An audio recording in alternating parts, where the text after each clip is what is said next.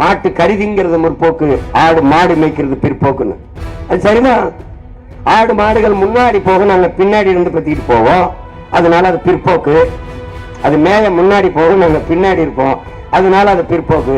இவன் திங்கிறவன் முன்னாடி கறியை வச்சு தின்னுட்டு இருப்போம், அதனால அது முற்போக்கு.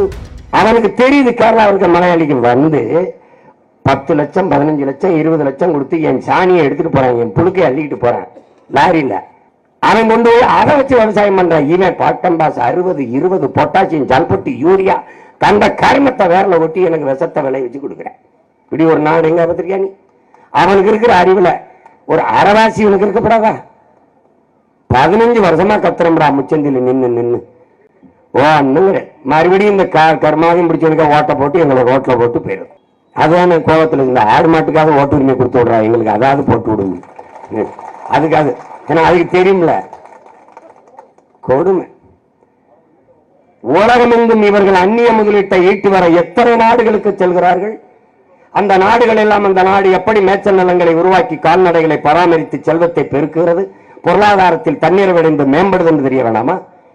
பிரேசில் என்ன, அமெரிக்கா என்ன, ஆஸ்திரேலியா என்ன, டென்மார்க் என்ன, இந்த நாடுகள் எல்லாம் எதில் வளத்தை பெருக்குகிறது? எதிலே?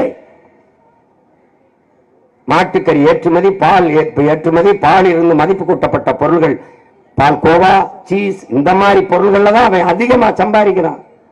மாட்டு கருதிங்கிறது முற்போக்கு, ஆடு மாடு மேய்க்கிறது பிற்போக்குன்னு. அது சரிதான். ஆடு மாடுகள் முன்னாடி போக நாங்க பின்னாடி இருந்து பத்திட்டு போவோம், அதனால அது பிற்போக்கு. அது மேய முன்னாடி போக நாங்க பின்னாடி இருப்போம், அதனால அது பிற்போக்கு. இவன் திங்கிறவன் முன்னாடி கறியை வச்சு தின்னுகிட்டு இருப்பான், அதனால அது முற்போக்கு. இதெல்லாம் இவங்களுக்கு அறிவாளிகள் பேர். அந்த நாட்டில் அறிவாளிகள் பேர். கேவலம் கேவலம். எங்க பொருளாதாரம் இருக்குன்னு தெரியாம சாராயத்தை வித்து 50,000 கோடிக்கு எங்களை ஆத்தால பண்ணி சாகடிச்சுங்கள் சுடுகாடாக்கி போயிட்டான்.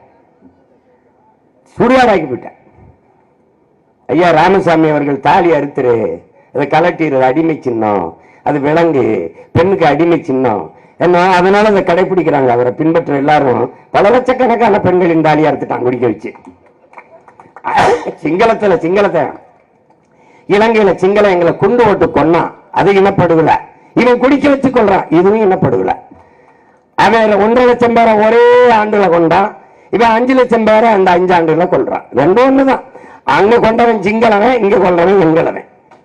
பிளே ஸ்டோர் மற்றும் ஆப் ஸ்டோரில் இருந்து பாலிமர் செயலியை QR கோடு மூலம் பதிவிறக்கம் செய்யுங்கள். செய்திகளை உடனுக்குடன் பெறுங்கள்.